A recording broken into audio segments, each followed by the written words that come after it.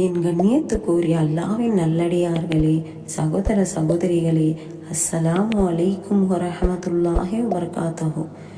தொடக்கத்தில் தெரிந்து கொள்ள முடியாதவை அனைத்தும் நடைமுறை வாழ்க்கையில் அன்றாடம் பழகும் சிலரது பழக்க வழக்கத்தில் தெரிந்து கொள்ளலாம்.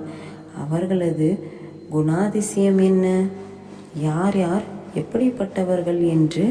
உங்கள் வாழ்க்கையில் யாரையும் குறை சொல்லாதீர்கள். நல்லவர்கள் உங்களுக்கு மகிழ்ச்சியை தருகிறார்கள்.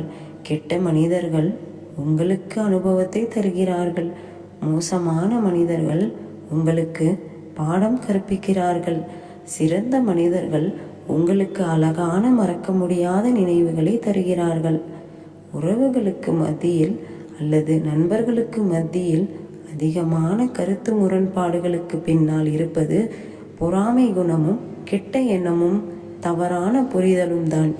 உலகத்தில் நாம் நினைத்ததை அடைவதற்காக அல்லாஹ் யாரையும் சோதிப்பதில்லை.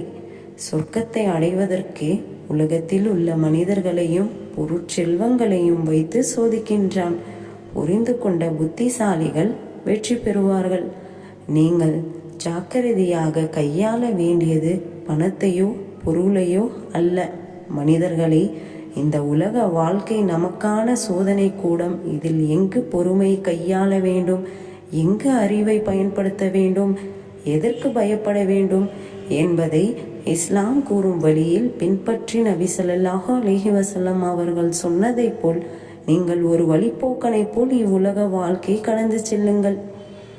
அல்லாஹ் மனிதர்களுக்கு சிறிதளவும் தீங்கும் இழைக்க மாட்டான். மாறாக மனிதர்கள் தமக்கு தாமே தீங்கிழைத்துக் கொள்கின்றனர். அல் குர்ஆன் 10வது அத்தியாயத்தில் 44வது வசனத்தில் அல்லாஹ் கூறியுள்ளான்.